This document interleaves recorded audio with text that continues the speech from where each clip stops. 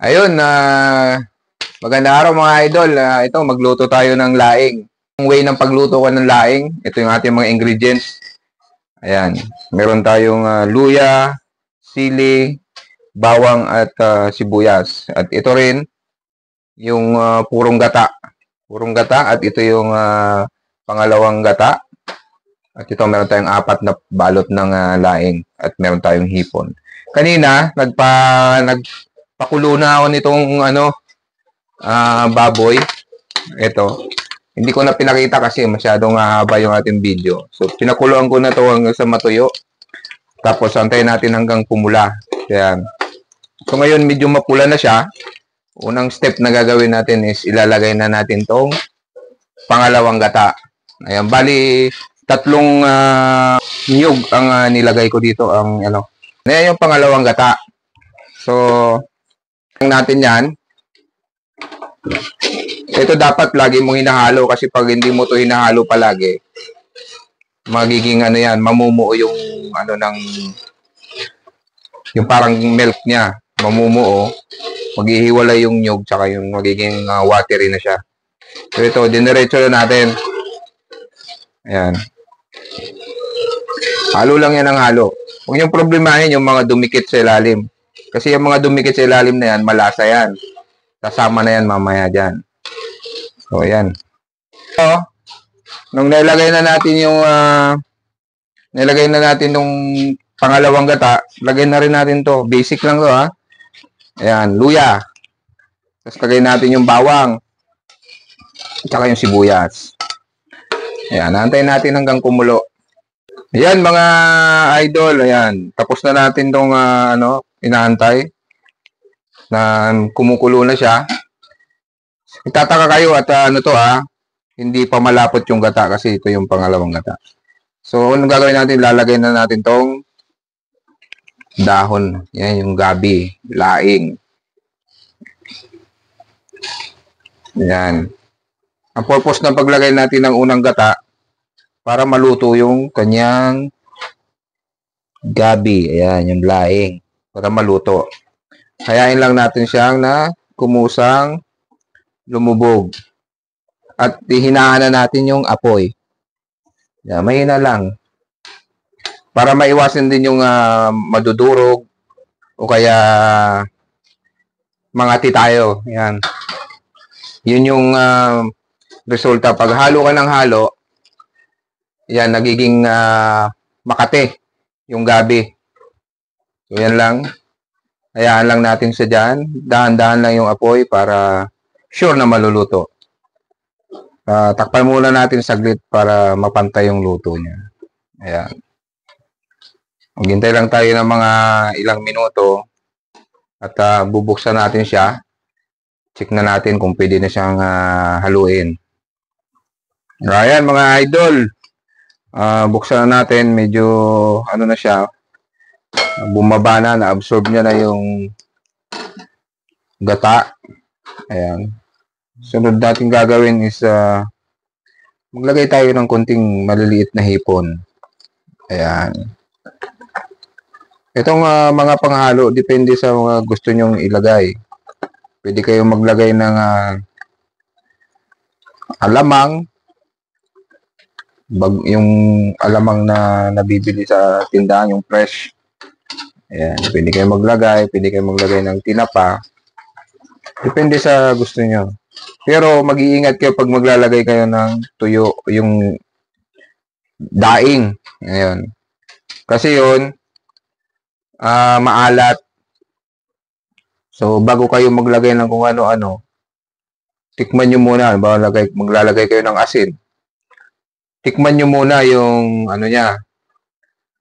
alat niya. Kasi yung mga dry fish o kaya mga natuyo is maalat talaga yan. So, masisira yung niluluto nyo yan.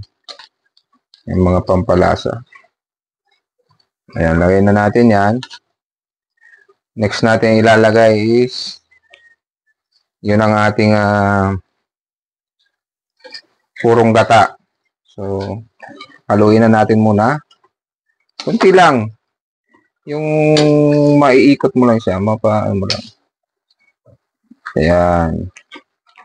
Lagay natin yan.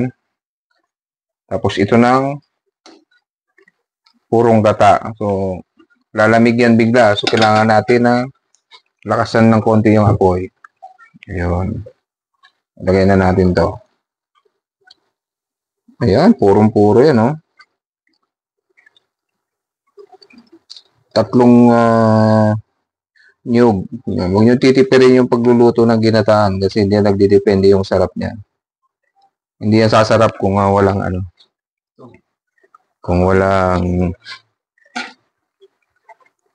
walang purong gata. Ayan.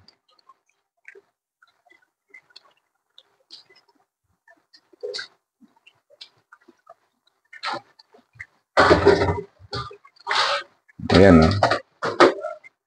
Diba? Ayos na yan.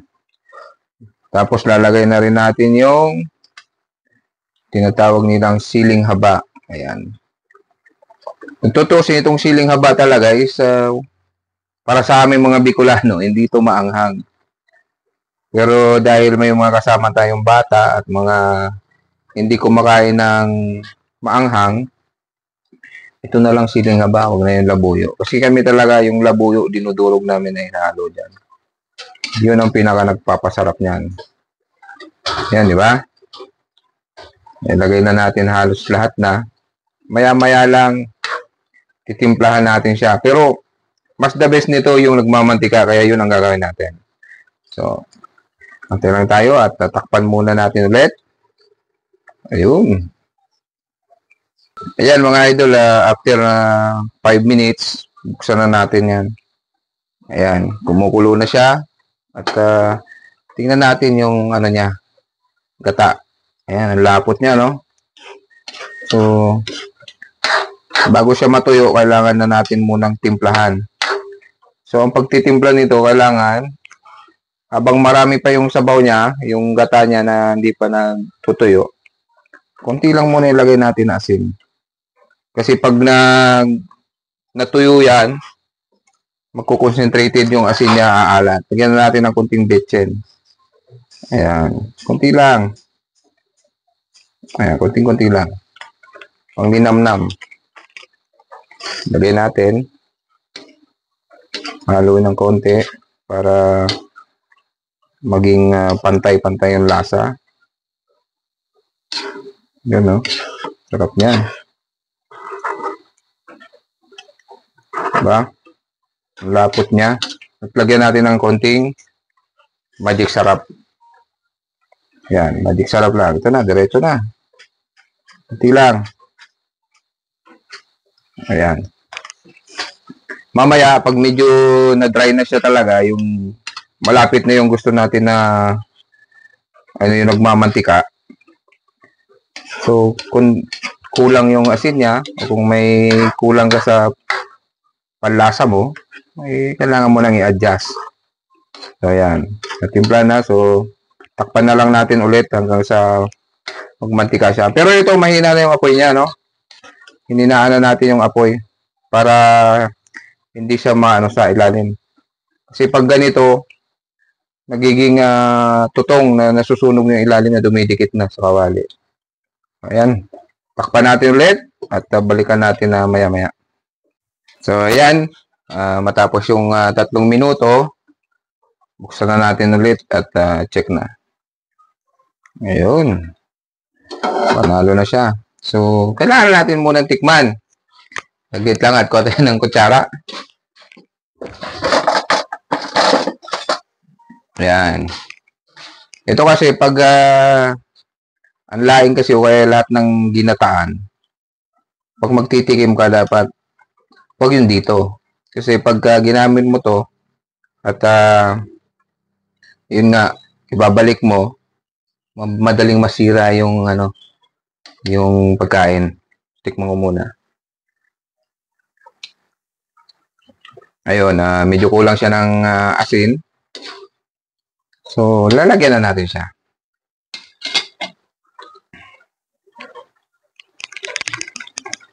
Ayan, lagay ko na.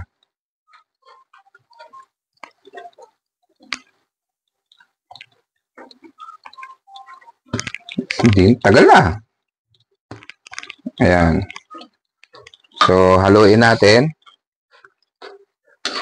para ganun pa rin, maging pantay yung kanyang alat, yung lasa, pantay-pantay, yung pagkaka-distribute ng asin sa kanya. Ayan na. So, ito, ano to ito yung way namin talaga ng pagluluto ng laing. Kasi kami mga purong Bicolano. So, iba-ibang lugar dito sa Bicol, may kanya-kanyang way ng pagluluto. Iba-ibang tao na nagluluto, may kanya-kanya pa rin na way. Pero ito yung way namin. So, ayan, takpan na natin ulit. At hayaan na natin siya magmantika. Siguro mga 10 minuto. Ayan, balikan na lang natin. So, ayan. Kalipas yung siguro mga 15 minutes yun. Ayan na yung resulta. At ano na siya. Ayan, no? Sobrang lapot niya na. At medyo may mantika na siya. So, hindi na natin siya yung papamantikain ng sobra-sobra. Kasi masarap din kasi yung gata na to na pang sabaw natin sa kanin. Saka ito, huwag nyo na siyang haluin hanggang yung sa ilalim niya. Gawa nung yung nasusunog na, yung dumikit na sa kawali. Pag inano nyo pa yon, pag kinuha nyo pa yon, may tendency na papait na yung luto natin. So ito, magpa-final taste na tayo. Na nilagay naman natin na yung kanina, okay na yung lasa. Pero titingnan natin kung may kunti pang kulang. Kasi ito na, hanggang dito na lang to. I-ano natin. Final taste na to. So, okay na. Tingnan nyo, hindi siya masyadong durog. And may nakita kasi ako ng mga video na panay halo, tapos yung gata niya ay sobrang dami. Halo ng halo. Hindi mo po, parang lugaw na yung kinalabasan eh. So, ayan. Paki-mention na rin kung taga saan kayo dito sa Bicol, kung mga taga Bicol nanonood, kung paki-ano na rin kung paano yung way ng pagluluto nyo. Basta kami, ito yung way namin. So, maraming salamat sa inyong panonood. At shoutout kay James, yung aking pamangkin na siya yung ano ko videographer ko siya nag sa akin. So, maraming salamat. Thank you. Kain na na.